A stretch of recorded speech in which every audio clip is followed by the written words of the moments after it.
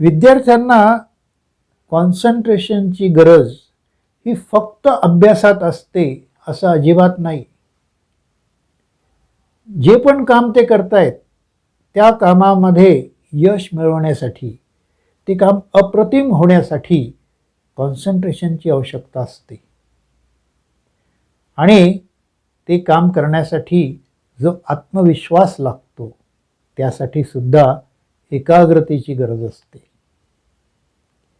मी Madhav दिंडोरकर, motivational speaker आणि counsellor. गेली 10-12 वर्ष विद्यार्थ्यांना अभ्यासातील एकाग्रता या विषयावर मार्गदर्शन करतो आहे.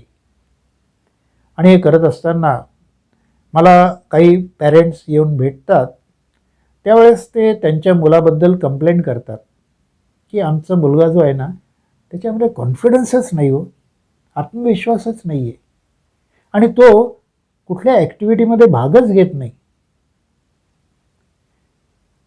तेव्हा माझ्या लक्षात आलं की आत्मविश्वास नसणं, कॉन्फिडन्स नसणं याला कारण आहे एकाग्रता नसणं.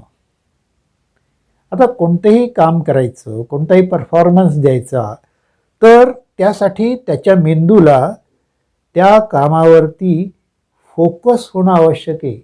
त्या कामाच्या बाबतीमधलं नॉलेज, स्किल, क्षमता ही फोकस झाली तरच तो वापरू शकतो ना. पण जर तो फोकस होऊ शकत नसेल तर तशी क्षमता, तसं टॅलेंट त्याच्याकडे असून सुद्धा तो ते वापरू शकत नाही. आणि मग काय होतं, मग त्याचा परफॉर्मन्स खराब होतो. आता एकदा परफॉर्मन्स खराब झाला की मग मुलं काय करतात, मुलं टाळाटाळ करतात की आपल्याला नाही जमत आहे, हे सोडून द्या. पण जर त्यांच्यामध्ये त्यांनी कॉन्सन्ट्रेशन वाढवलं, डेव्हलप केलं, तर तीच मुलं प्रचंड यशस्वी झालेली आहेत. आणि त्यासाठी या कॉन्सन्ट्रेशन इन स्टडी ट्रेनिंग प्रोग्रॅममध्ये मी या गोष्टीचा सुद्धा उपयोग करून घेतलेला आहे की तुमचा आत्मविश्वास वाढवण्यासाठी, तुमचा कॉन्फिडन्स वाढवण्यासाठी तुम्ही कॉन्सन्ट्रेशनचा टेक्निकचा उपयोग करू शकता. मग मी काय केलं, मी त्याच्यावरती एक टेक्निक डेव्हलप केलं. हे टेक्निक जे आहे त्याचं नाव आहे कॉन्सन्ट्रेशन ट्रिगर टेक्निक. ह्या टेक्निकमुळे जर शिकला आणि त्याची प्रॅक्टिस केली तर विद्यार्थी काही सेकंदात हवी तेवढी एकाग्रता मिळवू शकतात. त्यांना जे काम करायचं आहे ते काम करण्यावरती ते काही सेकंदात फोकस होऊ शकतात. आता अशी कोणती कामं आहेत की जी मुलांना करायची असतात, विद्यार्थ्यांना करायची असतात, की जिथं त्यांना इन्स्टंट कॉन्सन्ट्रेशनची आवश्यकता असते. त्याच्यामध्ये सगळ्यात पहिली गोष्ट म्हणजे त्यांना एखादा परफॉर्मन्स द्यायचा असतो. म्हणजे कॉम्पिटिशन आहे, त्यांनी स्पोर्ट्स ॲक्टिव्हिटीमध्ये भाग घेतलेला आहे आणि आता त्यांना स्पोर्ट्सला सुरुवात करायची आहे, त्यांची एंट्री होणार आहे. त्यावेळेस त्याच्या आधी काही सेकंद त्यांना स्वतःवरती फोकस होणं आवश्यक असतं.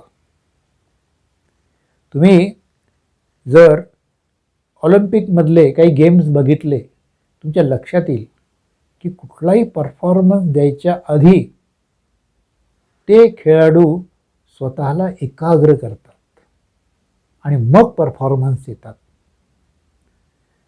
त्याचप्रमाणे समजा एखादा त्यांना कल्चरल परफॉर्मन्स द्यायचा आहे, म्हणजे त्यांना एखाद्या डान्स ॲक्टिव्हिटीमध्ये भाग घ्यायचा आहे, एखादं लेक्चर द्यायचं आहे, एखाद्या नाटकात भाग घेतला आहे, समोर प्रचंड मोठ्या प्रमाणामध्ये पब्लिक आहे आणि त्यांच्यासमोर परफॉर्मन्स द्यायचा आहे. अशा वेळेस पोटामध्ये कालवा होते, प्रत्येकाच्या होते. पण स्वतःवरती कंट्रोल आणण्यासाठी ह्या कॉन्सन्ट्रेशन इन ट्रिगर टेक्निकचा त्यांना खूप उपयोग होतो. त्याचप्रमाणे त्यांना समजा एखाद्या महत्त्वाच्या व्यक्तीला भेटायचं आहे किंवा गॅदरिंगमध्ये आपल्या पाहुण्यांची ओळख करून द्यायची, त्यासाठी स्टेजवर जायचं आहे. अशा प्रकारचे जे गोष्टी असतात की ज्या त्यांच्या पर्सनॅलिटीला इम्प्रूव्ह करत असतात, त्याच्यावरती काम करण्याच्या आधी काही सेकंद स्वतःवरती नियंत्रण आणण्यासाठी त्यांना या कॉन्सन्ट्रेशन इन ट्रिगर टेक्निकचा प्रचंड फायदा होतो. त्याचप्रमाणे जर त्यांना परीक्षेमध्ये पेपर सोडवायचा आहे, त्याच्या आधी एन्झायटी वाढलेली असते ना आपली, मग अशा वेळेस स्वतःवर नियंत्रण आणण्यासाठी ते कॉन्सन्ट्रेशन इन ट्रिगर टेक्निकचा उपयोग करू शकतात. परीक्षेच्या आधी तासनतास अभ्यास करायचा आहे, स्वतः फोकस करायचं आहे, त्यासाठी अभ्यासाला बसण्याच्या पूर्वी ते या कॉन्सन्ट्रेशन ट्रिगर टेक्निकचा उपयोग करू शकतात. अशा अनेक गोष्टी आहेत की ज्या ठिकाणी हे कॉन्सन्ट्रेशन ट्रिगर टेक्निक ते वापरू शकतात. बरं, त्याला वापरायला काहीच अडचण नाही आहे, कारण पब्लिक प्लेसमध्ये सुद्धा आजूबाजूला माणसं असताना तुम्ही ते टेक्निक वापरू शकतात. कोणाच्या लक्षात पण येणार नाही तुम्ही एखादं टेक्निक वापरता आहात. इतका कमी वेळ त्याला लागतो. तर असं हे टेक्निक मी तथास्तु इंडक्शनचा जो ट्रेनिंग प्रोग्रॅम घेतो त्याच्यामध्ये शिकवतो. आता हे जे टेक्निक आहे हे इतकं जबरदस्त पॉवरफुल आहे की याचा उपयोग संपूर्ण जगामध्ये डिफेन्स, नेव्ही, एअरफोर्स गेल्या 500 वर्षापासून करतायत.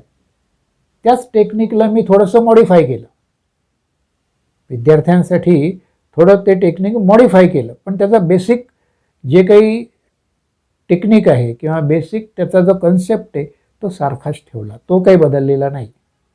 फक्त विद्यार्थ्यांच्या दृष्टीने त्याच्यामध्ये थोडा बदल केलेला आहे. तर असं हे टेक्निक जेव्हा मी एखाद्या विद्यार्थ्याला शिकवतो आणि तो एखादा खूप छान परफॉर्मन्स देऊन जातो, त्यावेळेस ते विद्यार्थी मला कॉल करून सांगतात, सर तुम्ही जे कॉन्सन्ट्रेशन ट्रिगर टेक्निक शिकवलं ना, त्यामुळे मी हा परफॉर्मन्स चांगला दिला. अशा प्रकारचे अनेक रिस्पॉन्स मला या टेक्निकमधून मिळालेले आहेत. मुलाची सर्वांगीण विकास होणं हे खूप आवश्यक आहे. अभ्यास तर होईलच, अभ्यासामध्ये सुद्धा हे टेक्निक वापरणार आहे, पण अभ्यासाच्या व्यतिरिक्त त्याला जर काही ॲक्टिव्हिटी करायची असेल, त्याच्यामध्ये जर कॉन्फिडन्स बिल्डअप करायचा असेल, आत्मविश्वास बिल्डअप करायचा असेल, तर हे टेक्निक दी बेस्ट टेक्निक आहे. आणि ते शिकण्यासाठी तुम्हाला तुमच्या मुलाला 2 ऑप्शन द्यायचे आहेत. एक, बाबा रे तू हे स्वतःचं स्वतः शिकणार आहेस का, सेल्फ लर्निंग करणार आहेस का, तर तू डिस्टन्स लर्निंग कोर्स कर.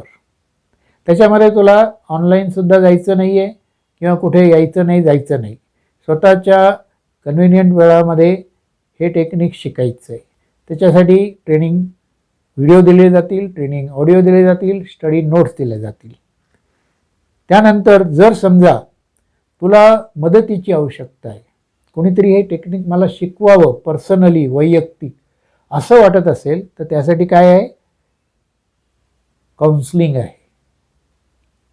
हे टेक्निक त्या प्रोग्रॅममध्ये ऑनलाईन काउन्सलिंगमधून मी शिकवतो. अर्थात निर्णय तुमचा आहे. तुमचा मुलगा सेल्फ लर्नर असेल तर डिस्टन्स लर्निंगने तुम्ही शिकवायला पाहिजे. आणि जर समजा मुलाला कोणाच्या मदतीची गरज असेल तर त्याला काउन्सलिंगच्या माध्यमातून हे टेक्निक शिकू शकतो. त्याचबरोबर तथास्तु इंडक्शन टेक्निक शिकवतो. त्यानंतर स्टडीचा मध्ये थोडासा बदल करून एकाग्रता कशी आणायची हे मी शिकवतो. या सगळ्या गोष्टीची माहिती मी माझ्या व्हिडिओमधून देत आहे. तर तुम्हाला काय करायचं आहे की प्रत्येक व्हिडिओ बघायचा आहे, एकही व्हिडिओ चुकवू नका.